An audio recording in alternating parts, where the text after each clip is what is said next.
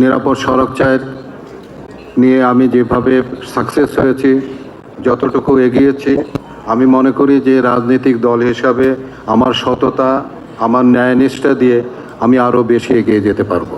সংক্ষিপ্ত পরিচিত হচ্ছে যে পিবি। আমরা নির্বাচন কমিশনে নিবন্ধনের জন্য আবেদন করব এবং সেই সময় আমাদের গঠনতন্ত্র, আমাদের লোগো, প্রতীক, পতাকা সবগুলোই আমরা সেখানে জমা দেব। জাতীয় পার্টির নামে, জাসদের নামে 4টা রেজিস্ট্রেশন।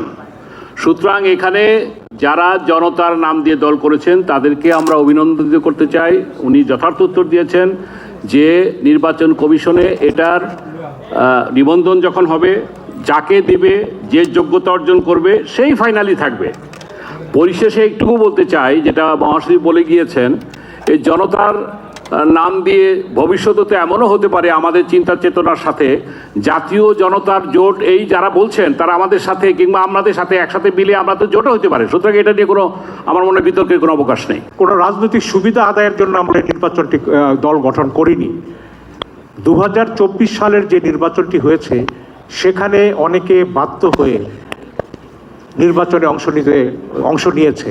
আমার ব্যক্তিগত ক্ষেত্রে বলতে পারি, আমাকে গোয়েন্দা সংস্থা তুলে নিয়ে আমার বিরুদ্ধে 70টি মামলা, সেই মামলার একটি রায় ঘোষণা করা হবে এটা ভয় দেখিয়ে করেছে।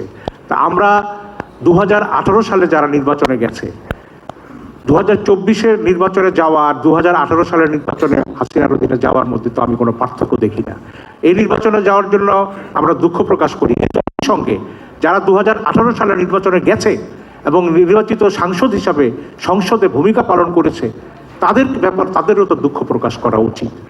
সরকারের নিপীড়ন এমনই ছিল যে আমাদের অনেকেই তখন নির্বাচনে যেতে বাধ্য করা হয়েছে।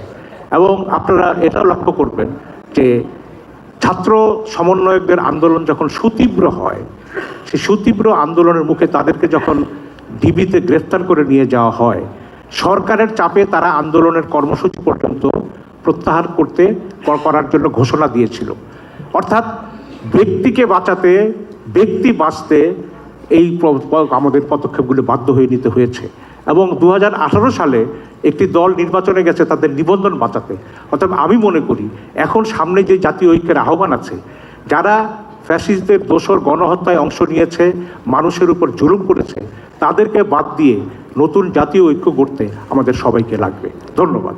আমাদের আদর্শ উদ্দেশ্যের সঙ্গে সঙ্গতিপূর্ণ যদি কোনো জোট হয়, সেই জোটের সঙ্গে যেতে আমাদের কোনো অসুবিধা নেই এবং আমরা যেমনি করে দলও গোছাবো এবং নির্বাচনের ব্যাপারে আমাদের প্রস্তুতি থাকবে। কিন্তু এই মুহূর্তে কোন জোটে যাব বা কোন গাঠবন্ধনে যাব এই ধরনের কোনো সিদ্ধান্ত আমাদের এখনো নেই।